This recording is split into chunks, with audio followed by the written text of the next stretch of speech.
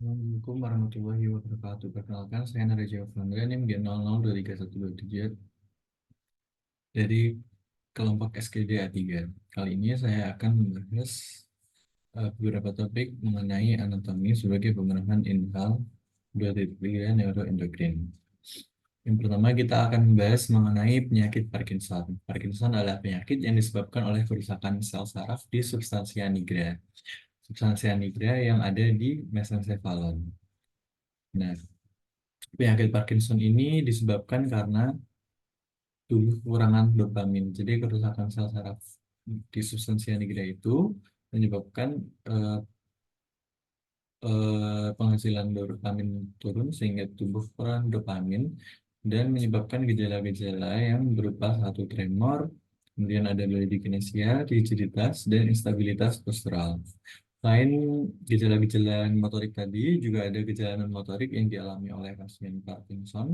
Di antaranya adalah gangguan tidur, gangguan kognitif dan psikologis, dan disfungsi penciuman. Kemudian saya akan bahas mengenai mesencephalon. Nah, mesencephalon ini tepatnya di substansia nigra adalah penyebab terjadinya kekurangan dopamin yang menyebabkan Parkinson tadi. Nah, mesencephalon ini terbagi menjadi tiga, yaitu crus cerebri, tegmentum encephali, dan substansia nigra. Untuk kita akan terfokus ke substansia nigra yang menyebabkan Parkinson tadi. Substansia nigra adalah nukleus motorik yang besar dan letaknya di antara tegmentum dan crus cerebri. Bagian ini adalah substansia nigra. Substansia nigra ini berada di antara tegmentum tegmentum dan crus cerebri. Nah, substansi nigra ini warnanya cenderung gelap karena adanya pigmen-pigmen melanin yang telah terkandung di badan sel saraf yang terkumpul di substansi nigra ini.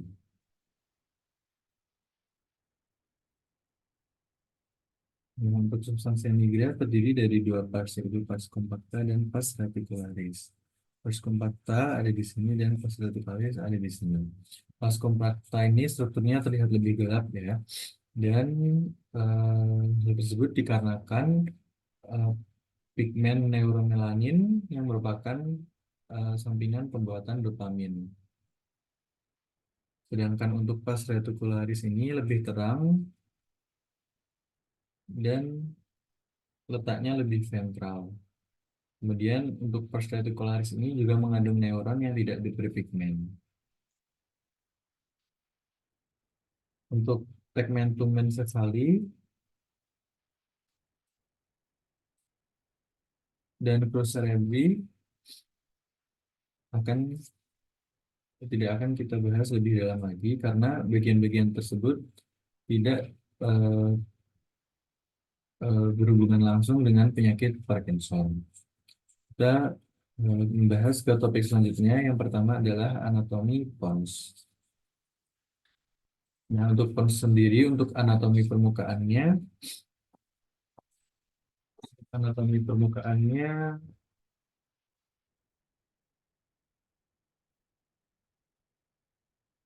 untuk aspek ventralnya disebut dengan pars basilaris pontis. Nah, di sini nanti bisa dilihat adanya sulcus basilaris pontis, dan yang nantinya sulcus ini akan dilewati oleh arteri basilaris.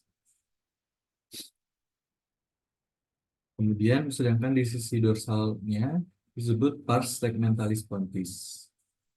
Nah, nantinya di sini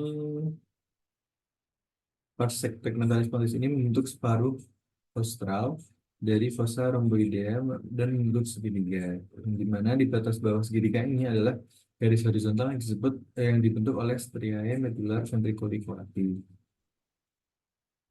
Di ujung lateral dari garis horizontal ini ada dua foramen Luska, yaitu apertur, yaitu dua foramen Luska, dan untuk kaudalnya ada satu foramen Nican die.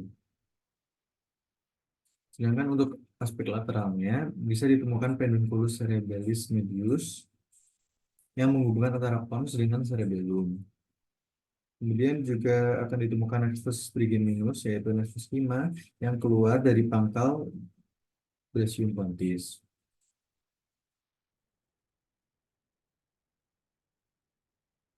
Nah, nanti di caudal dari pedunculus cerebellaris akan ditemukan sudut yang disebut angulus cerebellopontinus yang di sini akan menjadi tempat keluarnya nervus facialis dan nervus vestibulocochlearis.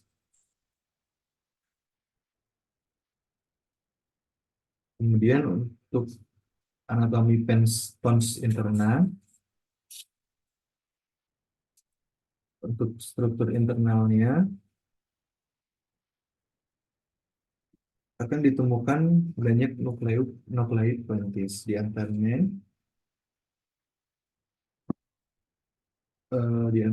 nuklei pontis tersebut adalah yang pertama nuklei nervi trigemini. Nuklei nervi trigemini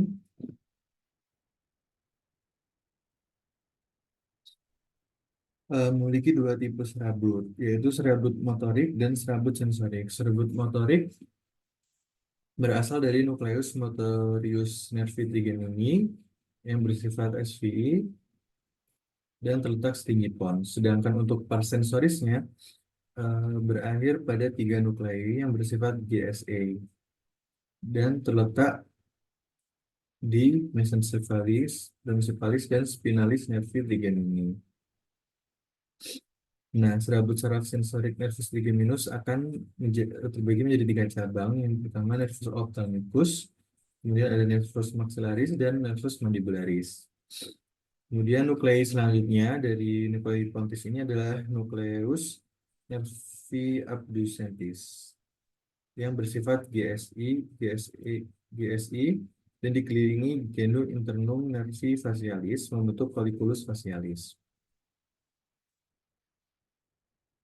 Nah, nervus 6 keluar dari pons pada sulcus bulbopontinus. Kemudian nuklei selanjutnya adalah nuklei nervi facialis yang bersifat SFPI. Yang serabutnya mengelilingi nukleus nervi abducentis membentuk genus internum nervus facialis. Kemudian ada nukleus salivatorius superior yang bersifat GVI yang memberikan serabut parasimpatis dan juga nanti nervus 7 keluar dari pons pada angulus pontocerebellaris. Nukleus yang keempat adalah nuklei nervi vestibulocochlearis. Nah, terdiri ada atas nuklei vestibularis yang bersifat SSA untuk keseimbangan. Terdiri dari 4 nuklei yaitu superior, medial, lateral, dan inferior. Kemudian juga ditemukan nuklei cochlearis yang bersifat SSA untuk pendengaran yang terletak di ujung lateral setinggi stria medullaris ventriculoquarti. Nah, vaskularisasi dari pons ini utamanya berasal dari arteri basilaris pontis.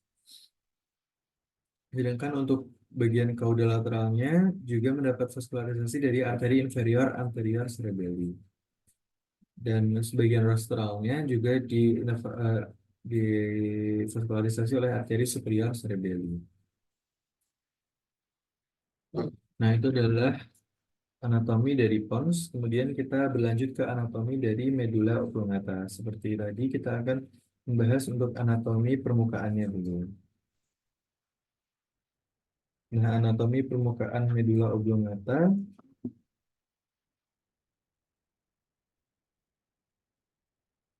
bisa ditemukan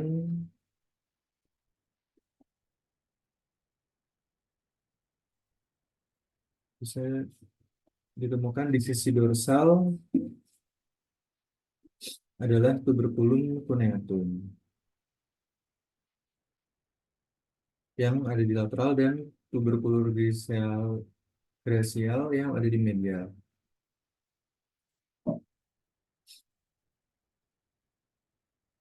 Di antara kedua tuberculum tersebut ada alur pemisah yang disebut dengan sulcus intermedialis posterior Nah, itu adalah di sisi dorsal dari medula oblongata. Kemudian kita bergeser ke lateral. Di lateral ada sulcus posterolaterales, di mana di sini nanti ada tempat keluar dari nervus 9, yaitu nervus glossopharyngeus, juga nervus 10, nervus vagus, dan nervus 11, yaitu nervus accessorius. Yang ketiga nervi tadi berurutan dari rostral dan ke caudal.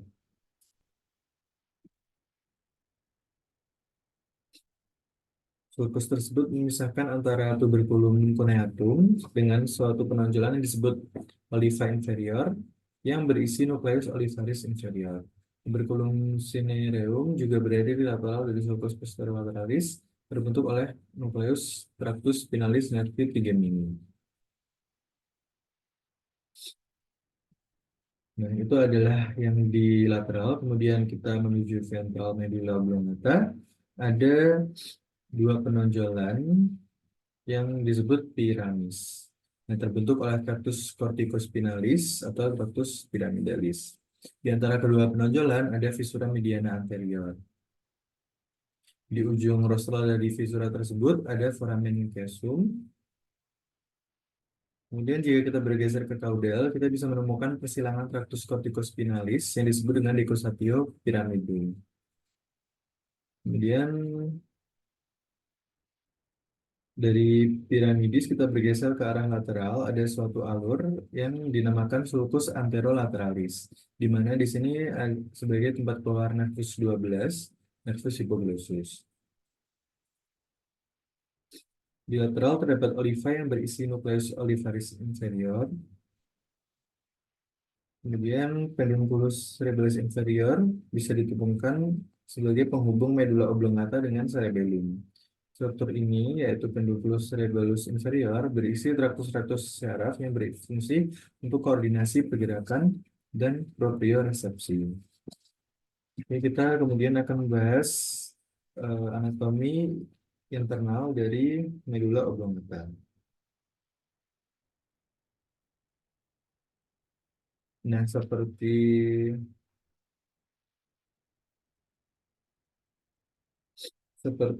pons tadi, medula oblongata ini juga dapat ditemukan banyak nuklei. Selain nuklei juga ada 4 nervi craniales, 4 nervi craniales terakhir yaitu 12, 11, 10, dan 9.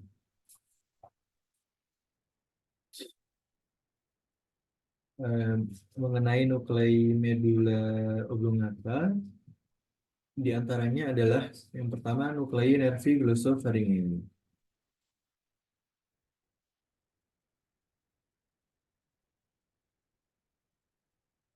Kemudian nuklei nervi glossopharyngeal ini terdiri dari nukleus salivatorius inferior yang bersifat GVI dan parasimpatis. Dia merupakan sumber parasimpatis untuk glandula parotis. Kemudian ada nukleus ambiguus yang memberikan SVI pada nervus 9, 10, dan 11. Kemudian juga ada nervus spinalis memberikan modalitas sensorik atau GSI pada nervus 12, juga 10, 7, dan 5. Kemudian yang terakhir dari nuklei nervi glossopharyngeal ditemukan nukleus tractus solitari yang berkontribusi untuk GVI dari laring dan faring, serta SVI dari posterior sepertiga posterior lidah untuk pengecatan. Kemudian nuklei yang kedua adalah nuklei nervi vagi yang terdiri dari yang pertama nukleus dorsalis nervi vagi yang bersifat GVI, kemudian nukleus ambiguus SVI, nukleus tractus solitari GVI dan SVI, kemudian nukleus spinalis nervi trigemini yang berkontribusi pada GSA.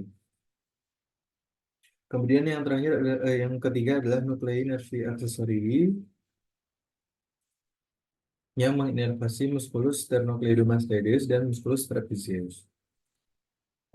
Modalitas yang dibawa nuklei nervi accessori adalah SVI, namun Beberapa sumber juga menyebutkan modelis yang di bawah juga GSI atau GSI plus SVI. Nah, nukleus yang ada di sini adalah nukleus ambiguous yang membawa modelis SVI dan nukleus nervi accessorii SVI. Dan keempat adalah nuklei nervi hipoglisi yang merupakan motorik murni yang membawa modalitas GSI yang terdiri dari nukleus nervi hipoglossus yang bersifat GSI. Dan kelima ada nuklei gracilis accuneati yang merupakan target akhir kolumna posterior yang akan berlanjut ke thalamus melalui lemniscus medialis. Dan yang terakhir adalah inferior olivary complex.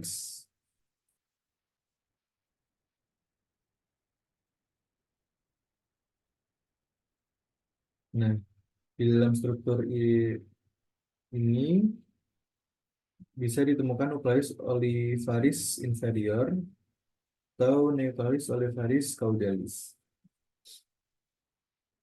Nah, ini merupakan kompleks nuklei yang terdiri dari yang pertama nukleus olivaris inferior principalis, nukleus olivaris accessoris medialis, dan nukleus olivaris accessoris dorsalis. Di sekitar nukleus olivaris caudalis principalis terdapat serabut bemialin yang disebut amiculum olivae. Nah, itu dia pembahasan mengenai medula oblongata. Kita berlanjut. Yang terakhir adalah anatomi dari cerebellum.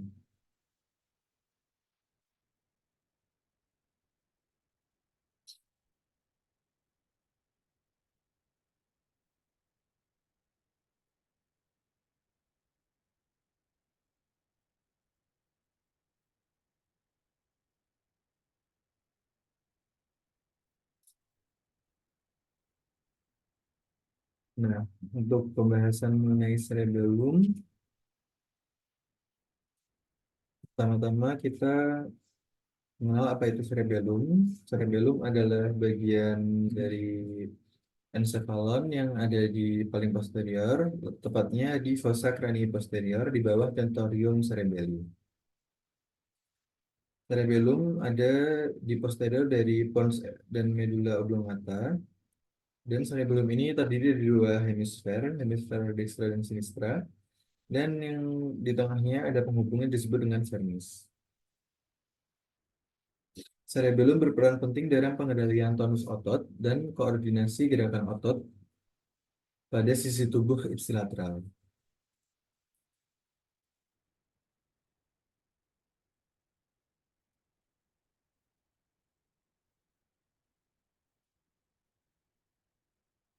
Nah, untuk struktur dari cerebellum sendiri terdiri dari yang pertama adalah cortex cerebelli yang merupakan lapisan permukaan tiap hemisferium cerebelli yang terdiri dari substansia grisea. Dan yang kedua adalah corpus medular yang merupakan substansia alba.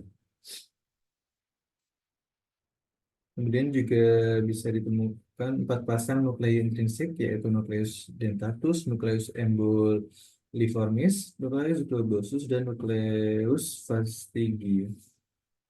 Bangunan-bangunan yang bisa ditemui di cerebellum diantaranya adalah folia, di mana bagian di korteks cerebri yang melipat-lipat. Kemudian ada arbor vitae yang merupakan medula yang masuk ke korteks hingga membentuk gundukan seperti daun. Kemudian ada juga fissura transversaria, yaitu fissura yang memisahkan antar folia. Kemudian ada nukleus yang disebut nukleus dentatus yang merupakan kelompok substansia grisea di dalam cerebellum. Kemudian ada pedunculus cerebelli superior yang merupakan percabangan cerebellum yang berhubungan dengan mesencephalon. Kemudian pedunculus cerebelli media, percabangan cerebellum yang berhubungan dengan pons, dan pedunculus cerebellis inferior yang merupakan percabangan cerebellum yang berhubungan dengan medulla oblongata. Nah, itulah pembahasan mengenai beberapa topik tadi dari saya. Terima kasih.